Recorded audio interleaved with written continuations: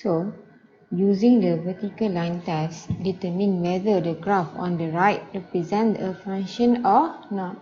So, we know in a graph, so this one is the object and this one is image. So, we know that in a function, so we know that object must have only one image. So what happens is when we do the vertical line test, so this is vertical line test, so it should only cross at one point. So this is object, so when cross only at one point, so we can say that the object has only one image. So if it cross more than one point, so that means the object has multiple image, or this is not a function. So to be considered a function, only one image, so cross at one point.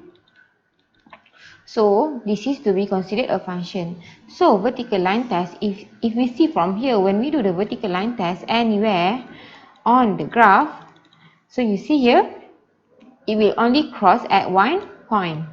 So here, first, if this is a function or not. So first, it is a function. Why a function? Because cross only at one point. So here, if yes, is this function a one-to-one function? So one-to-one. So one-to-one means one object, one image. So the image can only has one object and one object can only has one image. So this is one-to-one function. So one-to-one function. So we know this is object. When we do the vertical line test, we are talking about the image of the object. So when we do a horizontal line test, so horizontal line test, we are testing whether the image is having more than one object. So we see here at this one point, so you see it crossed 3 points.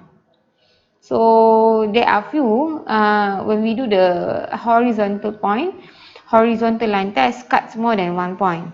So this is not a one-to-one function. Why not a one-to-one? Because you see here, for example, at this point, you can see that this image Y got 3 objects. So this is the answer. So it is a function, yes. One-to-one? No.